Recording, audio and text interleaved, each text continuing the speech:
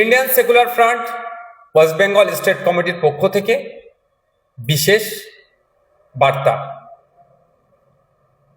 বর্তমান সময়ে একদিকে কেন্দ্রের ফ্যাসিস্ট সরকার, ঠিক সাথে সাথে আমাদের রাজ্যের আপাদমস্তক দুর্নীতিগ্রস্ত যে সরকার চলছে, এর বিরুদ্ধে পশ্চিমবাংলার মানুষ পরিত্রাণ পেতে চাইছে। রাজ্যের বিভিন্ন প্রান্ত থেকে প্রতিনিয়ত ইন্ডিয়ান সেকুলার ফ্রন্টের রাজ্য অফিস থেকে শুরু করে বিভিন্ন নেতৃত্বের সাথে যোগাযোগ করছে যে দলের অংশগ্রহণ করার জন্য, দলের সাথে যুক্ত হওয়ার জন্য, এবং সে কথা মাথায় রেখে এবং আমাদের দলের পুনর্গঠনের কথা চিন্তা ভাবনা করে আমরা আর আপকামিং অ্যাসেম্বলি ইলেকশনের কথা মাথায় রেখে, অর্থাৎ 2026-এর বিধানসভা নির্বাচনের কথা মাথায় রেখে যে কিভাবে তৃণমূল কংগ্রেস এবং বিজেপিকে পরাস্ত করা যায়। কারণ ইন্ডিয়ান সেকুলার ফ্রন্ট মনে করে রাজনৈতিক প্রথম প্রতিপক্ষ হচ্ছে বিজেপি, তার সাথে সাথে তৃণমূল কংগ্রেসও আমাদের সাথে রাজনৈতিক প্রতিপক্ষ। সুতরাং এই দুই অপশক্তিকে গণতান্ত্রিক প্রক্রিয়াতে বিসর্জন দিতে হবে। তাই বিসর্জন দিতে গেলে রাজনৈতিক ক্ষমতা অর্জন করতে হবে। তো রাজনৈতিক ক্ষমতা অর্জন করার মূল উৎস হচ্ছে বুথ। সেই বুথকে শক্তিশালী করার জন্য, বুথ কমিটি তৈরি করার জন্য, সেই বুথের মানুষকে ঐক্যবদ্ধ করার জন্য আমরা পার্টির পুনর্গঠন প্রক্রিয়া শুরু করতে চলেছি। সেই লক্ষ্যে ইন্ডিয়ান সেকুলার ফ্রন্টের স্টেট কমিটি বিভিন্ন আলোচনা, একাধিক আলোচনার পরিপ্রেক্ষিতে আজকে আমরা রাজ্যের বিভিন্ন জেলার বিভিন্ন বিধানসভার অবজারভারদের নাম ঘোষণা করছি। এই অবজারভারদের মাধ্যমে আমরা বুথের স্তর থেকে শুরু করে বিধানসভা স্তর পর্যন্ত পার্টির পুনর্গঠনের কাজ আমরা করব। যে পুনর্গঠনের মাধ্যমে 2026-এ বিধানসভা নির্বাচনে আমরা গণতন্ত্রকে রক্ষার লড়াই, বিজেপি এবং তৃণমূলকে হারানোর লক্ষ্যে আমরা ঝাঁপিয়ে পড়ব। আমরা এখন রাজ্যের বিভিন্ন জেলার যে অবজারভার যারা আছেন তাদের নাম ঘোষণা করব। ইন্ডিয়ান সেকুলার ফ্রন্টের পক্ষ থেকে যে সমস্ত দায়িত্বশীল মানুষদের হাতে অবজারভারের দায়িত্ব বা পর্যবেক্ষকের দায়িত্ব আমরা অর্পণ করেছি, প্রাথমিক পর্যায়ে অর্থাৎ যারা দায়িত্ব নিয়ে এই কাজটি সম্পূর্ণ করবেন, প্রথম পর্যায়ের ঘোষণা আজকে আমরা করছি। খুবই তাড়াতাড়ি আমরা দ্বিতীয় পর্যায়ের বিধানসভার নাম, বিধানসভার নাম্বার এবং সাথে সাথে কারা পর্যবেক্ষকের দায়িত্ব পালন করছেন সেটা আমরা ঘোষণা করব। আমরা প্রথম পর্যায়ের আজকে ঘোষণা করছি। কুচবিহার জেলার কুচবিহার দক্ষিণ বিধানসভার পর্যবেক্ষক হিসাবে আমরা মোহাম্মদ শাহিনুর হক ও বাপি আলমকে দায়িত্ব দিয়েছি। আলিপুরদুয়ার জেলার কালচিনি বিধানসভাতে আমরা রাকেশ তামাং, ফারিজুল ইসলাম দায়িত্ব দিয়েছি। জলপাইগুড়ি জেলাতে নাগরাকাটা বিধানসভার রাজচিক বড়াইককে আমরা দায়িত্ব তুলে দিচ্ছি। উত্তর দিনাজপুর জেলার করণদিঘি বিধানসভার অধ্যাপক বাপি সরেন ও আবু বক্কর সিদ্দিককে এই দায়িত্ব আমরা অর্পণ করছি। ইটাহার বিধানসভায় আনোয়ার হোসেন সাহেব এই দায়িত্ব পাচ্ছেন। মালদা জেলাতে চাঁচল বিধানসভায় মোহাম্মদ কামরুল হোসেন মুকুল, যার ডাক নাম, তার হাতে আমরা দায়িত্ব তুলে দিচ্ছি। মোথাবাড়ি বিধানসভার মোহাম্মদ আলী কালিমুল্লাহ সাহেব, সুজাপুর বিধানসভায় মোহাম্মদ কালিমুল্লাহ হক সাহেব।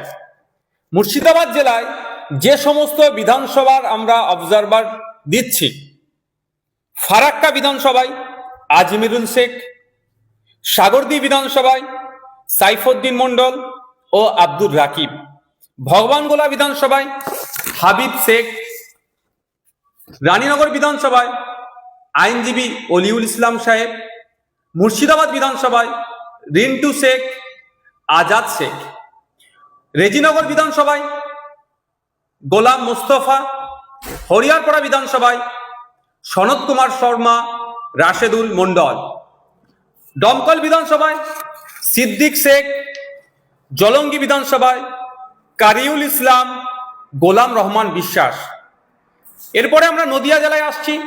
নদিয়া জেলার যে সমস্ত বিধানসভায় আমরা প্রথম পর্যায়ের অবজারভার নিয়োগ করছি তাদের নামগুলি হলো: করিমপুর বিধানসভায় অমিত চক্রবর্তী, যাকে পাপ্পু নামে পরিচিত যিনি; পলাশিপাড়া বিধানসভায় মহিবুল মণ্ডল; চাপড়া বিধানসভায় ফরজ আলী মোল্লা, রমজান আলী মণ্ডল; হরিণঘাটা বিধানসভায় শফিকুল মণ্ডল। এরপরে আমরা আসছি উত্তর 24 পরগনা জেলার বাগদা বিধানসভায় বাকিবিল্লা মণ্ডল; বনগাঁ উত্তর বিধানসভায় রানা মুখার্জি; বাদুরিয়া বিধানসভায় মোহাম্মদ কুতুবুদ্দিন ফাতেহি; হাবড়া বিধানসভায় সাবির আলী মণ্ডল; অশোকনগর বিধানসভায় তাপস ব্যানার্জি; আমডাঙ্গা বিধানসভায় বিশ্বজিৎ মাইতি; মধ্যমগ্রাম বিধানসভায় আইনজীবী মোহাম্মদ জামির হোসেন; দেগঙ্গা বিধানসভায় শামসুর আলী মল্লিক; হাড়োয়া বিধানসভায় আইনজীবী পিয়ারুল ইসলাম সাহেব; সন্দেশখালী বিধানসভায় আইনজীবী পৃথিরাজ বিশ্বাস ও মফিজুল মোল্লা সাহেব; বসিরহাট উত্তর বিধানসভায় মোহাম্মদ মুসা কালিমুল্লাহ। দক্ষিণ 24 পরগনা জেলায় প্রথম পর্যায়ে যে সমস্ত বিধানসভার অবজারভার পশ্চিমবঙ্গ রাজ্য কমিটি এবং কেন্দ্রীয় কমিটি নিযুক্ত করেছেন তার নামগুলো আমি ঘোষণা করছি। গোসাবা বিধানসভার ক্ষেত্রে প্রশান্ত নায়েক; কুলতলি বিধানসভার ক্ষেত্রে শহীদুল ইসলাম মোল্লা; পাথর প্রতিমা আব্দুল গফফার মোল্লা; কুলপি আব্দুল মালেক মোল্লা; রায়দিঘি আব্দুল মালেক মোল্লা; মন্দির বাজার আমি মোহাম্মদ নওসাদ সিদ্দিকী; জয়নগর অনির্বাণ তলাপাত্র; বারাইপুর পূর্ব জয়দীপ গায়েন; ক্যানিং পশ্চিম গাজী শাহাবুদ্দিন সিরাজি ও মোহাম্মদ মোর্তজা খান; ক্যানিং পূর্ব গাজী শাহাবুদ্দিন সিরাজি; মগরাহাট পূর্ব কংসারী মণ্ডল; ডায়মন্ড হারবার আইনজীবী মোহাম্মদ শাহাদাত শাহ; সোনারপুর দক্ষিণ অনির্বাণ তলাপাত্র; ভাঙড় আমি মোহাম্মদ নওসাদ সিদ্দিকী। হাওড়া জেলার যে সমস্ত বিধানসভায় এবং যাদেরকে প্রথম পর্যায়ে অবজারভার হিসাবে নিয়োগ করছি তাদের নাম এবং বিধানসভার নামও আমি উল্লেখ করছি। হাওড়া মধ্য বিধানসভায় নাসির খান; হাওড়া দক্ষিণ আইনজীবী শাহজাদা পারভেজ ও শেখ আব্দুল রাকিব; সাঁকরাইল শেখ নাজিম; পাঁচলা মুজিবুর রহমান; উলুবেড়িয়া পূর্ব নাসিরউদ্দিন মণ্ডল; উলুবেড়িয়া উত্তর শেখ মোহাম্মদ ইকবাল; উলুবেড়িয়া দক্ষিণ আফতাব উদ্দিন মোল্লা; শ্যামপুর শেখ কামাল উদ্দিন; বাগনান তুষারেফ মল্লিক ডাকনাম মুজিবর; আমতা আমাদের নাসিরউদ্দিন মীর; জগৎবল্লভপুর নাসিরউদ্দিন মীর; ডোমজুর আইনজীবী শেখ সাবির আহমেদ। হুগলি জেলার ক্ষেত্রে যে সমস্ত অবজারভার আমরা এবং যে সমস্ত বিধানসভায় আমরা নিয়োগ দিচ্ছি তার সেগুলি হলো: চণ্ডীতলা শাহরিয়ার মল্লিক; ধনেখালি জিয়াউর রহমান মণ্ডল মিঠু; তারকেশ্বর বাবু মিদ্দা; পুরসুরা সিরাজুল ইসলাম মিদ্দা; খানাকুল সাদ্দাম হোসেন। এছাড়াও পূর্ব মেদিনীপুরে যে সমস্ত বিধানসভার ক্ষেত্রে আমরা নিয়োগ দিচ্ছি অবজারভার: পাঁশকুড়া পশ্চিম শেখ আকবর আলী, তার সাথে শেখ শামসুর আলম; ময়না বিধানসভায় আমিনুল ইসলাম; নন্দকুমার বিধানসভায় শেখ সিরাজ আলী; হলদিয়া বিধানসভায় শেখ আতিয়ার রহমান ও নাসির আলী; নন্দীগ্রাম বিধানসভায় মৌলানা সবে মিরাজ খান ও কালু মল্লিক। ঝাড়গ্রাম বিধানসভার ক্ষেত্রে আমরা ঝাড়গ্রাম বিধানসভাতে সুভাষ হেমব্রম ও বিনপুর বিধানসভায় অধ্যাপক বাপি সরেন; পশ্চিম মেদিনীপুর চন্দ্রকোনাতে লক্ষ্মীকান্ত হাঁসদা; গড়বেতা বিধানসভায় রমজান আলী খান ও মোহন টুডু। শালবনী বিধানসভাতে লক্ষ্মীকান্ত হাসদা। পুরুলিয়া জেলার যে সমস্ত বিধানসভাতে আমরা অবজারভার নিয়োগ করছি, পুরুলিয়া বিধানসভা মোহাম্মদ ওয়ারিস আনসারি, কাশীপুর বিধানসভা আনন্দ পরামানিক, পাড়া বিধানসভা গৌরীশ রায়। বাঁকুড়া জেলার আমরা এই প্রথম পর্যায়ে দুটো বিধানসভায় অবজারভার নিয়োগ করছি। প্রথমটি হলো তালডাংরা বিধানসভা, অবজারভার হিসাবে মোহাম্মদ জুলকার খান। দ্বিতীয়টি হলো বিষ্ণুপুর বিধানসভা, মেহেরুল আলম। পূর্ব বর্ধমানে এই মুহূর্তে আমরা একটি বিধানসভার অবজারভার নিয়োগ করছি। দ্বিতীয় পর্যায়ে আমরা আরো বেশ কয়েকটি বিধানসভায় আমরা আশা করছি অবজারভার নিয়োগ করব দ্রুত।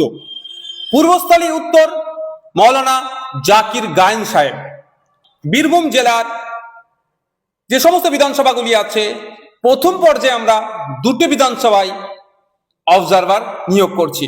প্রথমটি দুবরাজপুর বিধানসভায় মনিসুর রহমান খান, যিনি অবজারভারের দায়িত্ব পালন করবেন। দ্বিতীয়টি মুরারই বিধানসভা, হজরত আলী নামে যিনি আছেন তিনি অবজারভারের দায়িত্ব গ্রহণ করবেন।